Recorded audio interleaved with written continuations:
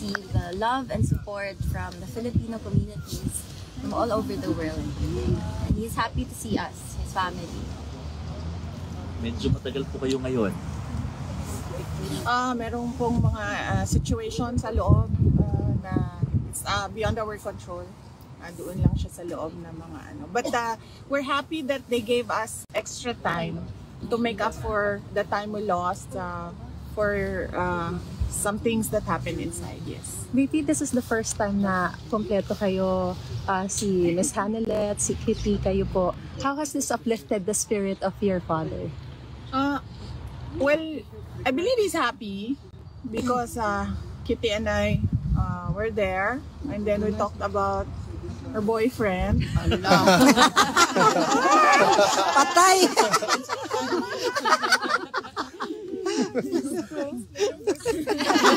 Nag-blush!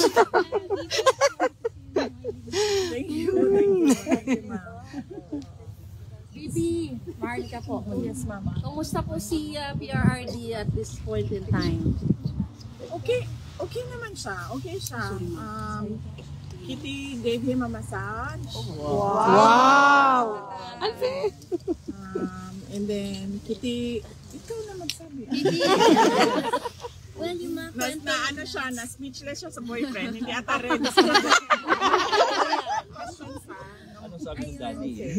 So ayun, I was updating him with the situation with our families, and he's happy to hear that we are all doing well, that we are all okay, that we are continuing to pray for him. And ayun, mga positive things lang. We are telling him things that will uplift his spirit and things that will give him strength while he is inside. Nice. May advice pa siya sa'yo? Secret mo. May mga bilin siya. Boyfriend. May mga bilin siya, pero sa sunod na. Secret mo lang. VP, may balak po ba kayo mag-file ng request for hearing on procedural matters prior to the September 23 confirmation of hearing? This is something Confirmation that charges. yes. Sa legal side, you need to talk to Nicholas Kaufman. So he's the only person that can talk about what they will do with regard to matters inside the ICC. How are you, VP? Pagyapon. Okay lang. Not a problem. I'm just waiting for one more document, and then tapos na yung trabaho ko dito. But personally, I'm okay. Are you going back to the Philippines after that? Yes, opo. Oo. Yan na lang yung inaantay, yung document na yan. Tapos pwede na akong umuwi. VP, something personal. Ano po yung reflections nyo, mo, ng pamilya, since this thing happened? I'm sure in one of the moments you're thinking of something you could share. Ikaw muna. Or ako muna? Okay, ako muna. Sige. I'm happy. I think I don't have the word right now. I only have happy, but it's the incorrect word to describe it. But blessed. I'm blessed because I gained a sister with what happened to me after the attacks, the confidential funds attacks, the impeachment, and we have a relationship now. I have a relationship with Kitty, and I'm happy now. Sabi ko nga sa kanya, I'm happy that I have a sister kasi meron akong pagagalitan. Growing up, wala akong ganun, but meron ako niyan ngayon, pinagagalitan na kapatid. And then, I'm happy as well. And this really is ironic, but I have to thank Bongbong Marcos because there was forgiveness between me and PRD for all that has happened in our lives. And we have a relationship now, a father-daughter relationship, since we cannot discuss anything legal anymore because it is understood inside that only the lawyers can discuss legal matters with the former president. So we only discuss about the family, and this has been one of the longest meetings I have had with the former president. Growing up, he was always busy with work. He was always busy with the country. And now I have this every day with him, talking about life, talking about family. And for that, I feel like I am blessed. Yeah. Because at this point, he's already 80 and he's already retired. But going back as mayor, baka mabisi na naman siya sa kanyang trabaho. So, nabigyan kami ng ganitong time na makapag-usap as a father-daughter. Yeah, nice kayo. Yes, Yeah. sad lang that it has Yeah. to happen inside. Yeah. CC. Pero I decided that there is a good action. side. It's blessing. But yes, thank you sa kanya. Happy siya, ma'am? Everyday mo na Yeah. bisita? Oh yes. Yeah. He is really happy to see us. As I have told him, that the family has never been more united, not just with us siblings, but with everyone else in the family. So he's happy to hear that, and not just us, sa mga supporters. Yes. I told him of that. I told him that, especially on his birthday, there were people with speakers. They brought speakers and the microphone. They were singing a happy birthday song to him. He knows that, and he was very happy to hear that. And I told him of all the support everywhere in the world, from everywhere in the Philippines and everywhere in The buffet kit. The buffet for people. there is a small, hindi naman buffet, pero parang a small, may mga sa labas ng bahay niya in Davao City, the greenhouse. Yes. People were able to set up tents there para for the TV, ma'am. Yes, I heard also. I was not able to see it, but I heard.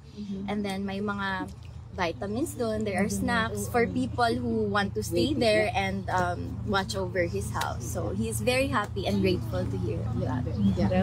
VP, huwag ka naman ba sinisimuli ni PRRD na dahil kasalanan mo kasi to kaya ako nandito dahil nakipag-unite ka sa Marcos?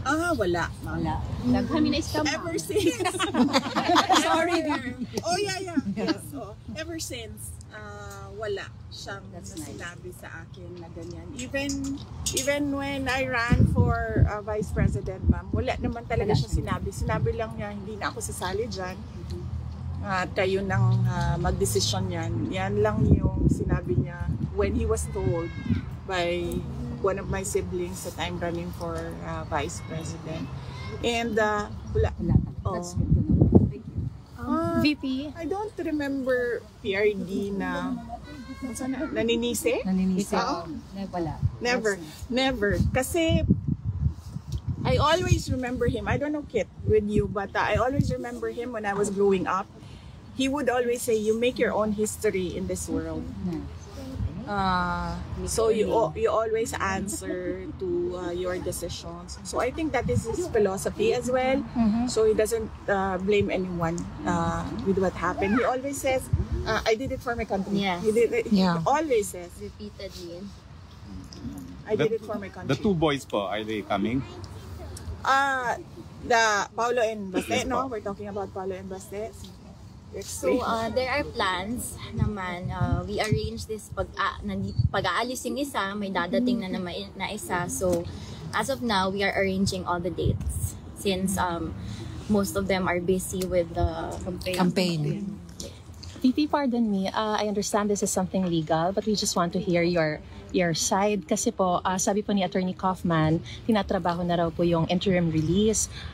Meron pa po ba kayong nakikitang balakid before filing one, or how soon will you file this? At sa Pilipinas niyo po ba gustong ma-release ang...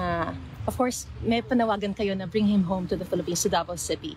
But just for the record, we just want to hear if sa Pilipinas niyo po gusto siyang ma-release, kasi may sinasabi po yung palasyo. Let me quote, does it mean that we have to recognize that ICC has jurisdiction over the Philippines? I believe the family of the former President Duterte is asking and praying from the Supreme Court that the government should not cooperate with the ICC. So it means that if we will not cooperate with the ICC, even that prayer or even that manifestation of the ICC will not take cognizance of that regarding or relating to the request to have him released in the Philippines?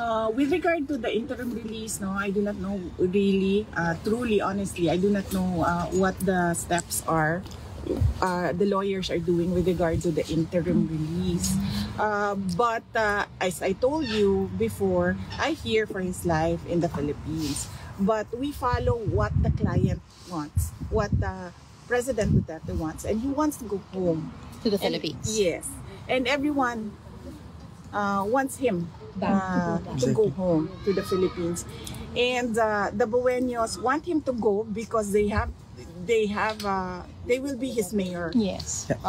For the next 3 years. But with regards to what the palace said, ma'am, yung sinasabi po nila na kapag yun po yung hihilingin, does this mean that we have to recognize the ICC, that it has jurisdiction over the Philippines? Wala na nga pong jurisdiction sila.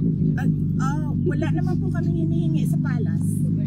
We did not ask for the palace for anything. So, I do not know what they are talking about. Ma'am, I think the context po is kapag inirelease sa Pilipinas ang isang detainee, kailangan sumunod sa lahat ng kondisyon ng ICC, yung bansang pagdadalhan ng detainee po. And in this case, if he will be released to the Philippines, then they should follow all the conditions of the ICC. And in that case, this would mean parang nasa jurisdiction pa rin tayo ng ICC. Well, that is something that they have to think about. The administration has to think about what their next steps are. So, they should not ask the family, they should not ask the Filipino people on what their next steps are with regard to the talk on the return of former President Duterte to the Philippines. Maybe when they've decided, if ever they will decide what their next steps are, if ever it is even discussed inside the halls of the palace, they can tell us what their plans are. The government intends to do with the return of President Duterte. Ma'am, on a different note, were your mother, Elizabeth Zimmerman, able to visit the former president? My mother, she doesn't want that she be talked about or discussed in interviews, so let's keep our privacy. Noted, ma'am. Thank you. Ma'am, how about your reaction to House prosecution's motion to Senate to compel VP Duterte to answer impeachment complaints? Sabi, legally sound daw po ito, legally sound. And Representative Zamora said may guidelines sa pag-liquidate ng confidential funds. Kung pwede man na fictitious names, dapat daw nakadeklara ang totoong pangalan in a sealed envelope bago sinasubmit sa COA. Nagawa po ba ito ng OVP and naniniwala ang House na prosecution na palalakasin daw nito yung impeachment case laban po sa inyo, ma'am? Yun ang mga paniniwala nila. So, pabiyaan na natin sila sa kanilang guni-guni. It doesn't have to be yung paniniwala nila ay paniniwala din ng buong bayan. Paniniwala lang nila yun. So, Ilahan na naman. Mag, okay na mo sa weather? Naka-adapt na mo? no? Like the Netherlands. I think she's okay. Yes! Wala siya jacket. Dini na siya na tao. You're not cold? Oh, Bata pa naman siya Bata pa okay. And you are young, no problem. Ma'am, meron po kayong balak na assistant sa mga Filipinos na aresto sa Qatar while demonstrating for PRRD? Yes, oo. Anong balak?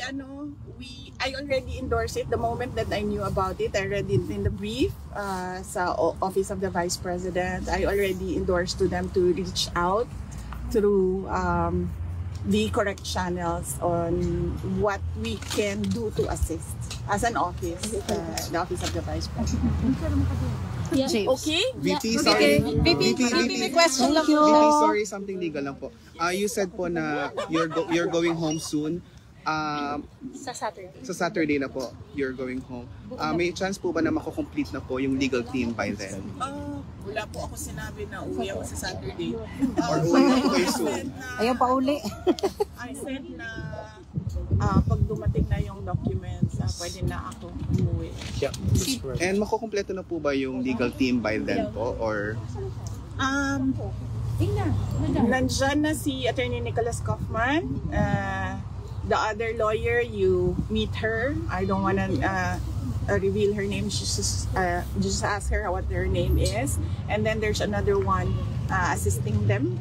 So far, they're okay. And they're interviewing other lawyers as we speak. So hopefully, before I leave, that team is already complete. But at the moment, no, it's not complete. Pero have you identified na po the Filipino lawyer in the team po? Sino kinakausap po ninyo? We have not identified the Filipino lawyer. And is there a chance po that Attorney Roque will be back or will join that team po? I do not know because only the lawyers are talking to each other. So I only talk to the lead counsel, that is Nicholas Kaufman. So he talks to the other lawyers. Ma'am, I have a question. May message po ba si former president sa mga supporters niya right now, or is it still Yes, the same? May message siya para sa supporters. So of course, he just wants to extend his gratitude to all of his supporters from all over the world, and I did it for my country. yeah, that's what he repeatedly says. So he wants the Filipino, the people to know that he did it for his country. He did it for every Filipino all over the world. Ma'am, on another note po, nakita po namin si Ma'am Hanilet at the UKT earlier na tumatakbo. We were really worried if there's something wrong, but the former president is okay so far. I don't know. I did not see Yeah, them but running, so we saw it. Okay. Okay. We're afraid to run out of time. Okay. The visits are limited. That's good to know. Just to clear things out. Thank you so much. Yeah. Final question na po siguro, VP, ano? You come here on a different circumstance. What would you bring home? What you've learned from the Netherlands? And meron bang thoughts na tumatakbo sa isip mo na sana hindi na lang nag-national politics si dating Presidente Duterte and you wouldn't have been here In this kind of circumstance. yeah, on this different circumstance? I really believe that it's futile to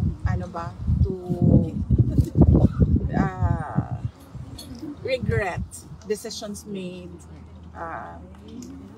in the past, because I believe that everything happens for a reason. So whatever it is, baka tayo matumba. Relax na. Okay na, ma'am. Okay na, ma'am. Relax. Relax na. Whatever it is that happened in the past, I think we should just learn from it and then move forward. So what is my takeaway for the Netherlands? Unang-una, ma'am, ang dami nilang options dito. Meron silang tram. Tram is it, no? Yes, ma'am. Yes, that's correct. Yes, meron silang tram, meron silang bus, and then meron silang train, and then they can bike. Yes. And then Meron ding they metro, can ma'am. walk. Metro And also. metro. So that's 6 options for mobility. Correct. I choose to walk dito kasi hindi ka pinagpapawisan, malamig siya, so I choose to walk. So that is my choice. But the residents, they have 6 options. In the Philippines, ma'am, just mahirapan pa yung bus, ma'am. Walang train, walang tram, walang metro, wala lahat. Mainit. So, alam mo yon. Tricycad lang, ma'am. Pag nandito ka, nakikita mo yung kawalan doon sa atin. Sa Pilipinas. Yes, that's nako-compare mo. Yes. That's I have a question for Katie. Miss Katie, hello. Mahalika po. Ano yung greatest advice or best advice ni former President Duterte sa'yo? Like he always says, there is a time for everything. So I think he means to tell me to take everything at my own pace, and as long as I'm doing good, as long as I'm doing no harm. And he laughed cute, diba? Yeah. Na kailangan niya umuwi kasi kailangan niya takutin yung boyfriend. So another reason for him to come home to us. Yeah. Need to ano man tawag niya? Pinipigilan. Kilatisin, ma'am. As a Kilatisin. daughter, no? yung advices sa'yo na pwede rin matutunan ng mga batang pasiedad mo o mga Pilipinong kabataan na pwede mong i-share sa yung mga kababayan? What advice from him? Yes. Ayun, there is a time for everything. So, growing up, I was always in a hurry. I felt like I was running out of time. My mind was all over the place. I was anxious about so many things. But now that I'm turning 21 in a few days. So I learned to take time to breathe, to slow down, and to just trust in God's time and to take everything at my own pace. Sure. Are you gonna celebrate your birthday here, Kitty? Yes. Advance happy birthday and thank you. Thank you. Kitty, have you been to the tulips field? I'm not sure, ma'am, because I'm still not familiar with the places here. But we did see tulips on the way here. So if you want, I can recommend the Tulip Barn. Yes, ma'am. The Tulip Barn. Thank So you. maganda. Thank you. Thank you, ma'am. Thank you, VP. Thank you. Love you, VP. Thank you, ma'am. Ma'am, support na gyud mi sa imo always and forever.